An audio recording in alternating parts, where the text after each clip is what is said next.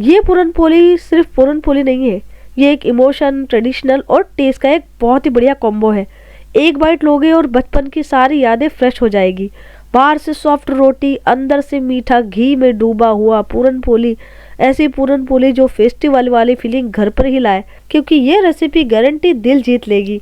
तो इस रेसिपी को बनाने के लिए मैंने यहाँ पर 1 कप ली थी चना दाल, जिसे मैंने 7 से 8 घंटे पानी में भिगो के रखा था। आपको इस रेसिपी को सुबह बनाना है तो आप ओवरनाइट भी इस दाल को भिगो कर ले सकते हैं। दाल देखिए भीगने के कारण बहुत ही बढ़िया तरीके से फूल चुकी है। मैं इस तरह से तोड़ रही हूँ तो इजीली से टूट रही है। दाल को हम वॉश कर लेंगे और उस पानी को हम हटा देंगे। अब ये भीगी हुई चना दाल को हम डाल लेते हैं कुकर के अंदर, और इसमें हमें कुछ नहीं डालना है। अब इसमें हम डाल देंगे 1 गिलास के करीबन पानी। पानी आपको इसमें इतना डालना है कि जो दाल है वो पानी के अंदर अच्छे से डूब जाए। एकदम ज़्यादा पानी भी बिल्कुल नहीं डालना है। अब कुकर का ढक्कन लगा देंगे। अब लो से थोड़ी सी मीडियम फ्लेम पर इसमें हम 4 से 5 सीटी आने तक अच्छे से पका लेंगे, और जब तक ये पक रहा है हम आगे की तैयारी कर लेते हैं। तो 2 कप मैंने यहाँ पर ले लिया है गेहूं का आटा। कोई भी क्वालिटी का गेहूं का आटा आप ले सकते हैं, जो भी घर में खाने के लिए आप यूज़ करते हैं, मोटा या बारीक जैसा भी आटा आप यूज़ करते हैं। 1 चम्मच के करीबन इसमें हम डाल देंगे ऑयल। अच्छे से ऑयल को पूरे आटे में मिक्स कर देंगे, और हम इसमें कुछ भी इंग्रेडिएंट्स नहीं डालने हैं।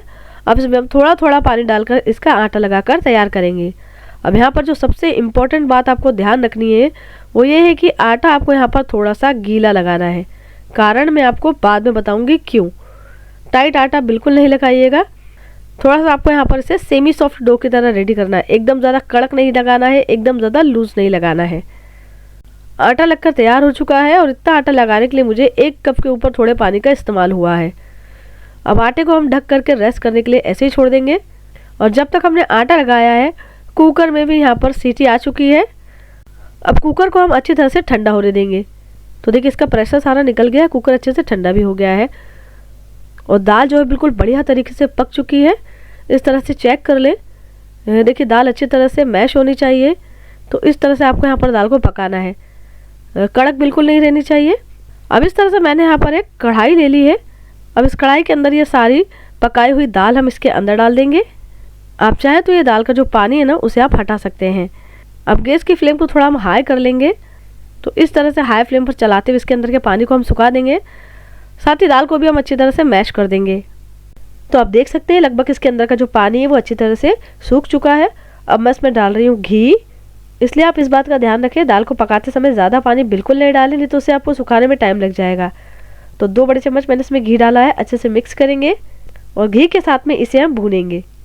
इसे आपको तब तक भूनना है जब तक कि ये कढ़ाई में चिपकना बंद ना हो जाए। जब ये दाल की जो घी में भुनाई होगी ना, उससे बहुत ही बढ़िया टेस्ट आता है पूरन पोली का। और घी ही डालिएगा प्लीज़, कोई ऑयल नहीं डालिएगा, ऑयल से बिल्कुल भी अच्छा टेस्ट नहीं आएगा। तो मैंने इसमें थोड़ा घी और डाला है। तो 4 से 5 चम्मच के करीबन मैंने इसमें घी डाला है। यदि कप से नापेंगे तो 1/4 कप के करीबन घी डालकर मैंने इसे अच्छी तरह से पकाया है। अब मीठे के लिए इसमें हम डालने वाले हैं शक्कर। आप चाहे तो गुड़ भी डाल सकते हैं, कुछ लोग गुड़ डालकर बनाते हैं। तो 5 से 6 चम्मच के करीबन मैंने यहाँ पर शक्कर डाली है। मीठा आपको जितना रखना हो उसके अकॉर्डिंग आप यहाँ पर शक्कर की क्वांटिटी को बढ़ा घटा सकते हैं। अच्छे से मिक्स करेंगे। अब थोड़ी देर में आप देखेंगे कि शक्कर पिघलेगी ना, तो जो ये मिश्रण है थोड़ा सा और पतला हो जाएगा। तो बस आपको इसे इस तरह से चलाते हुए पकाते रहना है। धीरे धीरे आप देखेंगे कि ये कढ़ाई में चिपकना बंद हो जाएगा और थोड़ा सा इकट्ठा हो जाएगा। जैसे हलवा कैसे हो जाता है सेम वैसे हो जाएगा ये। तो इस स्टेज तक आपको इसे पकाना है।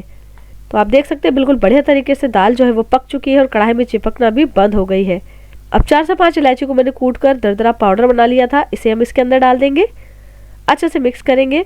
आप चाहे तो अपन नारियल का बुरादा भी इसके अंदर डाल सकते हैं, जिसे हम डेसिकेटेड कोकोनट कहते हैं, या फ्रेश नारियल को कद्दूकस करके भी आप इसके अंदर डाल सकते हैं। अब इस मिश्रण को हम किसी दूसरे बर्तन में ट्रांसफ़र कर लेंगे और अच्छी तरह से ठंडा होने देंगे। अब जो हमने आटा लगा के रखा था, आटे में से हम इस तरह से थोड़ा सा पोर्शन लेंगे और इसकी एक लोई बनाएंगे। लोई बनाने के बाद इसे हम इस तरह से थोड़ा सा हाथों में सूखा आटा लगा लेंगे और इस तरह से इसकी हम एक कटोरी बनाएंगे। आटा बहुत गीला है इसलिए थोड़ा सा सूखा आटा लगाएं इसकी कटोरी बनाने के लिए, बहुत ही ईजिली कटोरी बन जाएगी। तो सबसे पहले हम इसके ऊपर थोड़ा सा घी लगा लेंगे। जब हम इस तरह से अंदर से घी या तेल लगा लेते हैं ना, तो क्या होता है, जब हम स्टफिंग को इस तरह से फिल करते हैं और बेलते हैं तो जो स्टफिंग है वो इवनली पूरी रोटी के अंदर अच्छे से फैल जाती है। तो कुछ छोटी छोटी बातें आप ध्यान रखकर बनाएंगे ना पूरन पोली, तो बहुत ही बढ़िया बनेगी पूरन पोली। हल्का सा प्रेस कर देंगे ताकि ये अंदर अच्छे तरह से सेट हो जाए। और इस तरह से हम अंदर प्रेशर देते हुए इसे क्लोज करते जाएंगे। तो आप देख सकते हैं बिल्कुल बढ़िया तरीके से ये क्लोज हो गया है। और अब इसे हम बेलेंगे। थोड़ा सा सूखा आटा डस्ट कर लेंगे और हल्के टाइट हाथों से इसे हम बेलेंगे।